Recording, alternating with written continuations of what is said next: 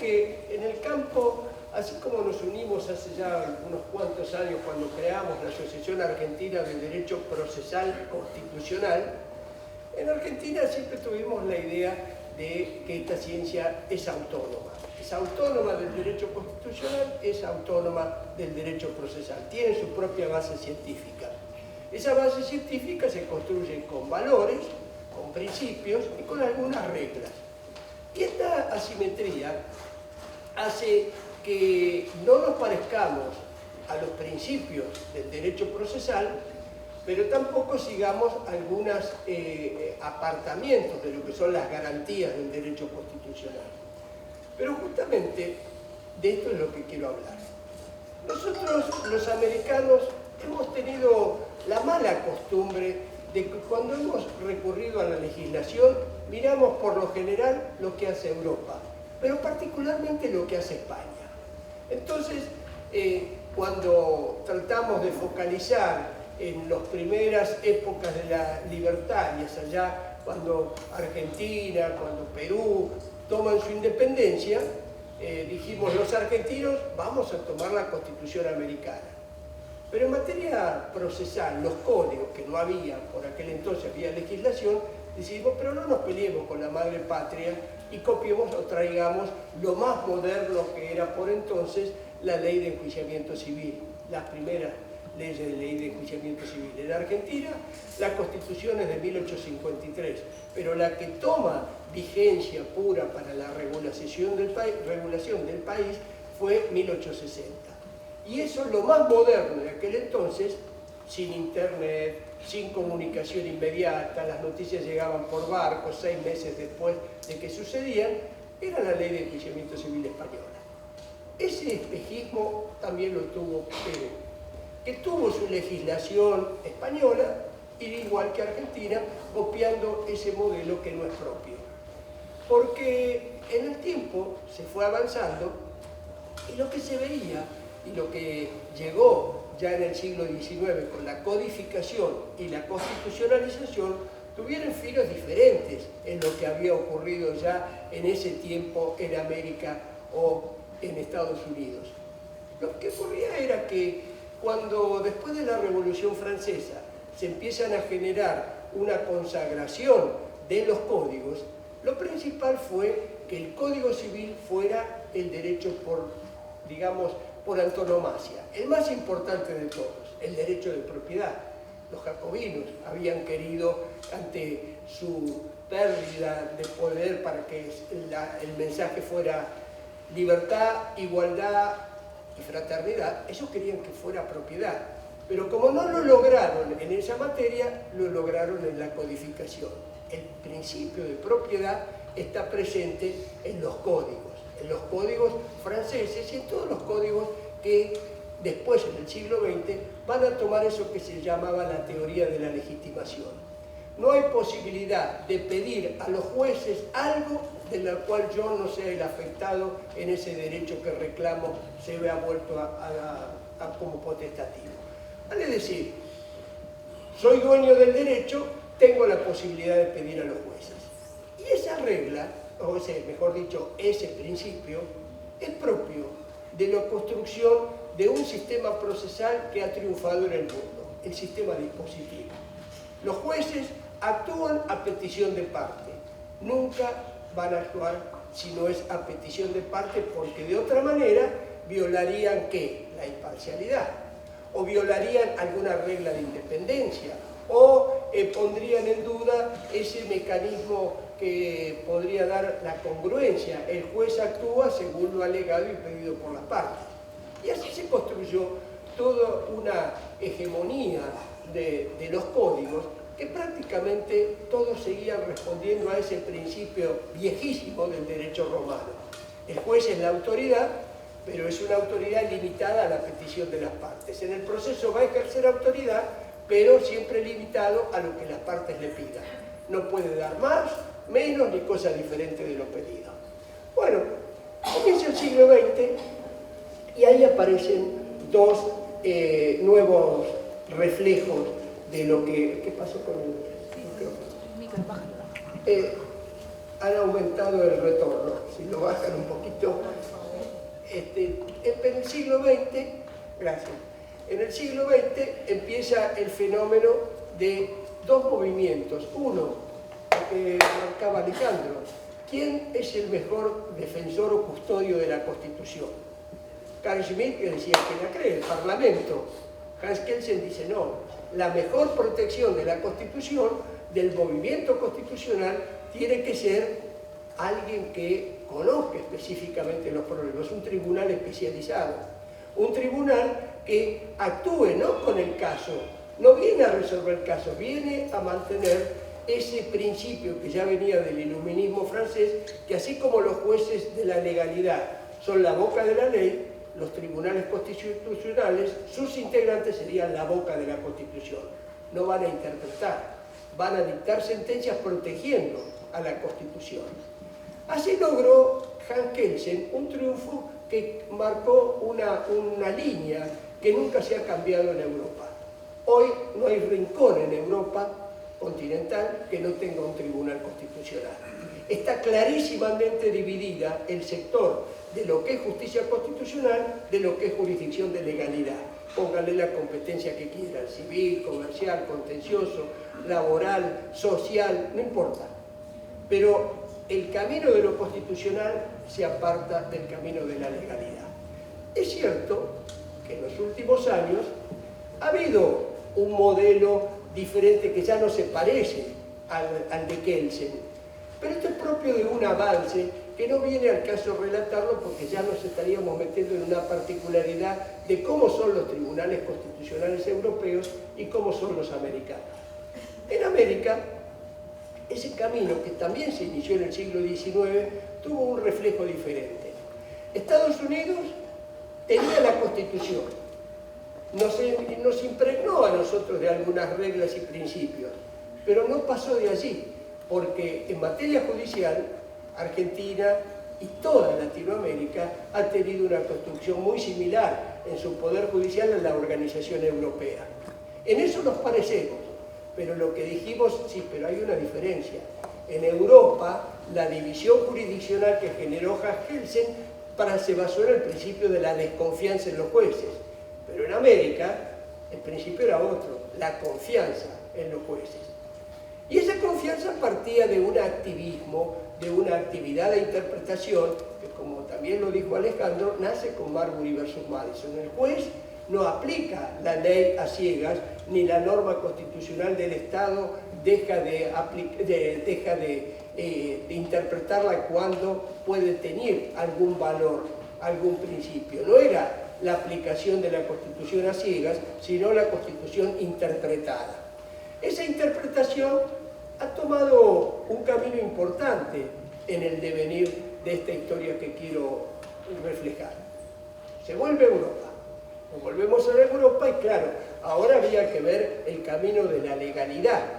Como Europa, en el año 1903,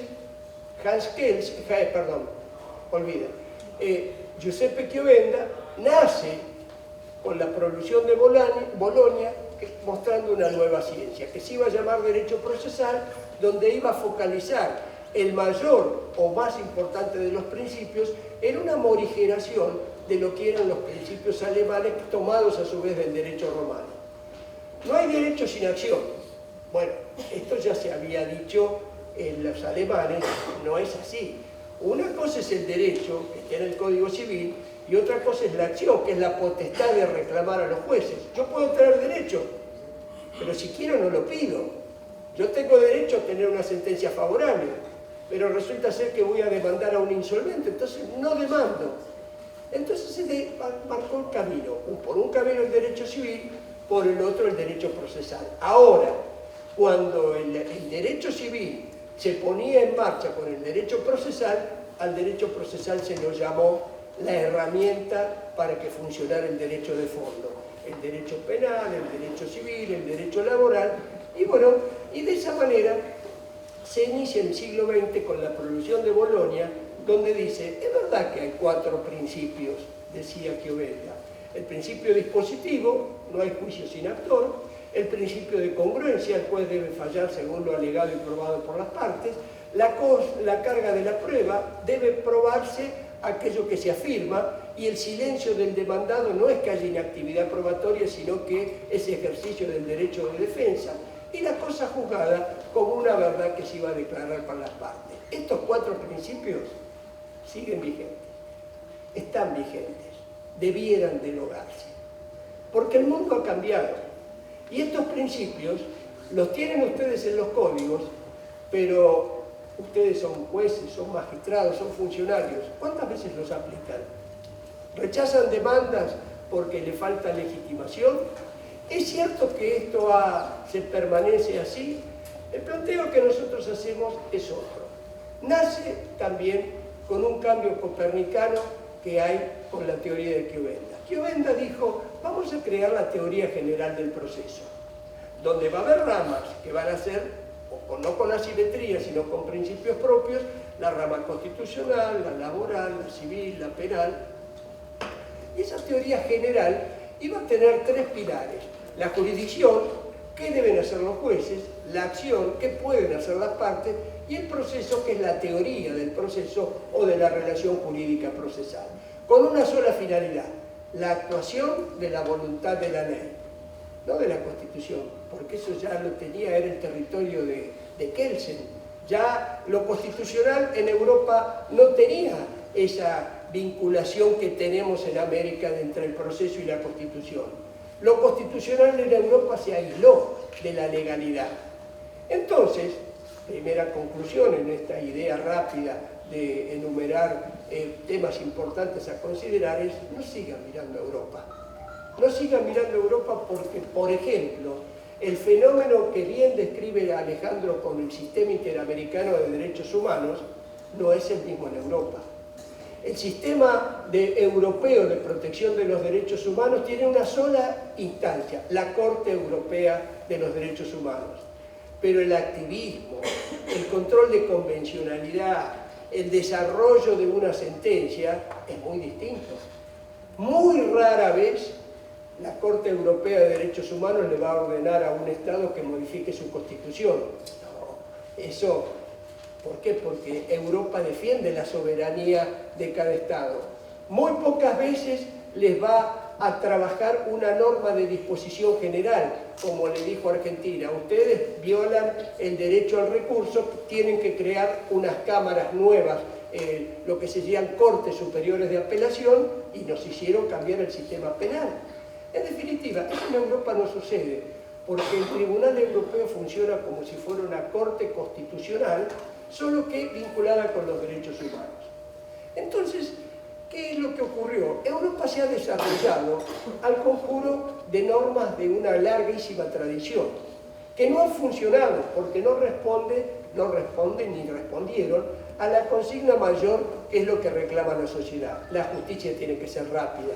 Para que la gente confíe en los jueces, tenemos que tomarles decisiones urgentes, tenemos que darles satisfacción. Y en España usaron un término muy apropiado, que era dar tutela judicial efectiva.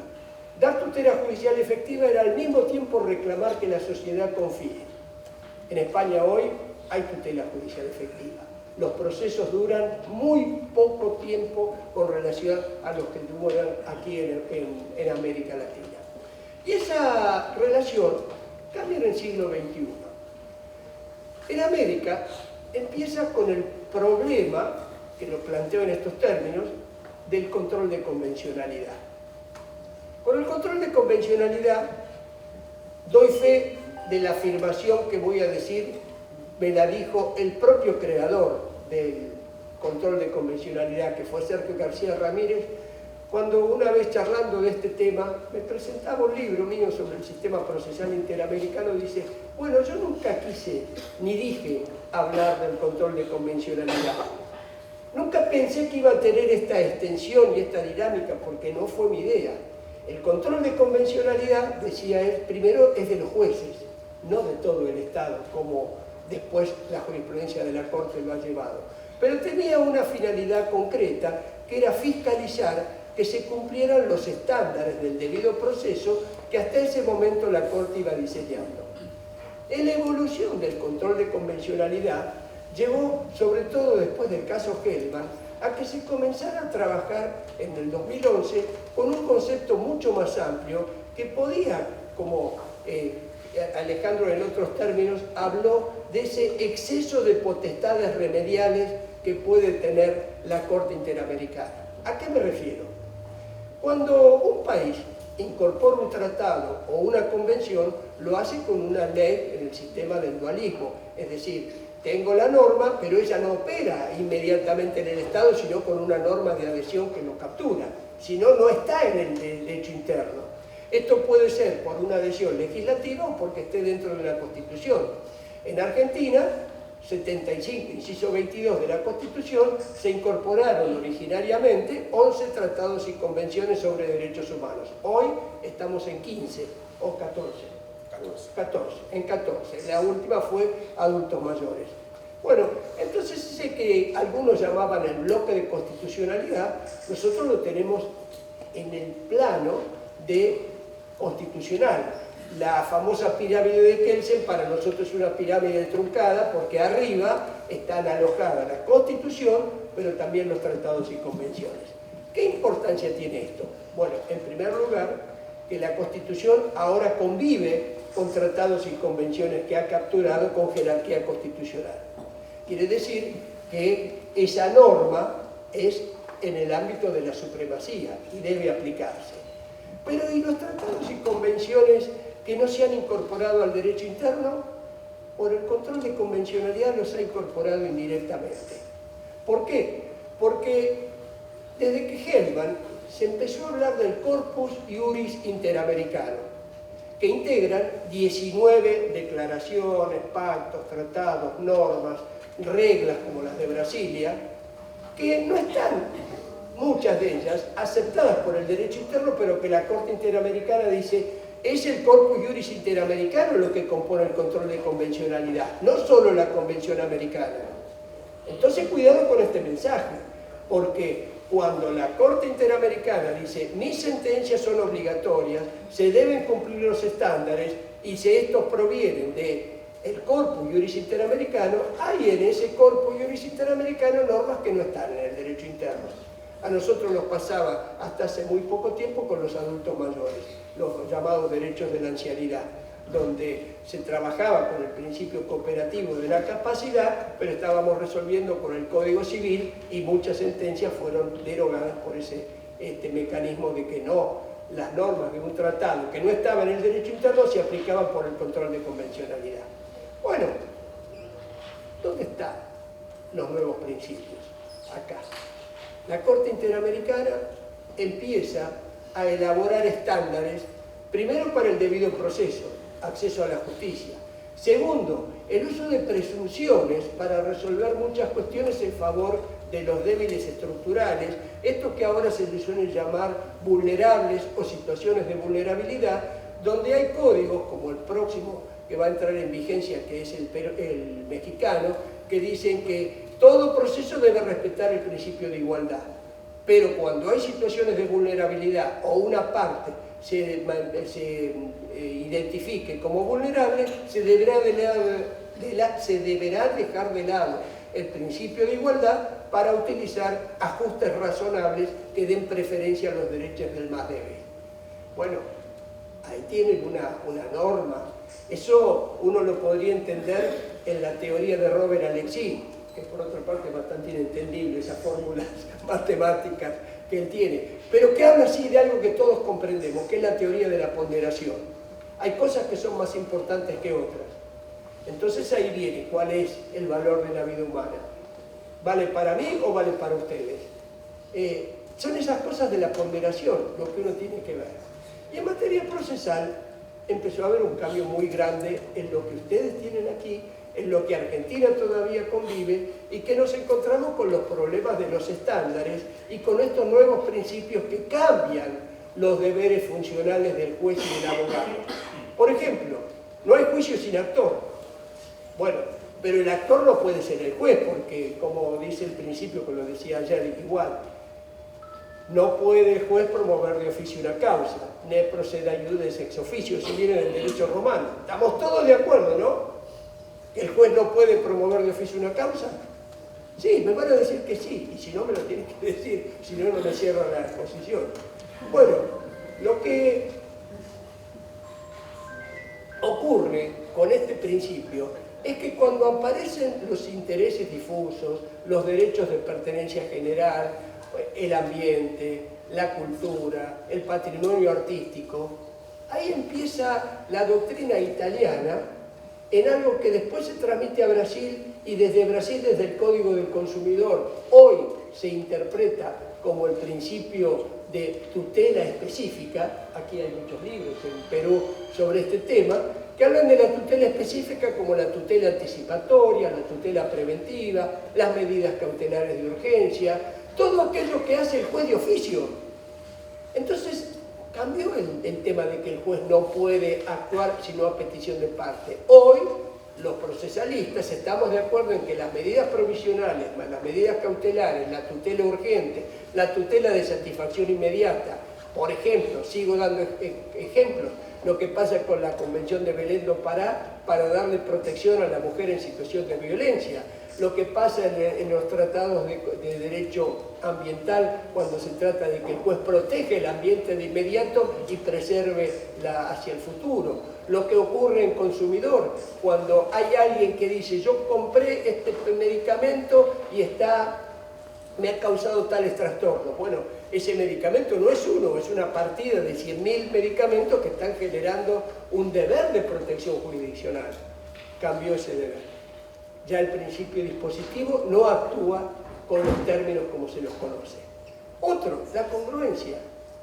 ¿Por qué el juez tiene que actuar conforme lo pedido por las partes?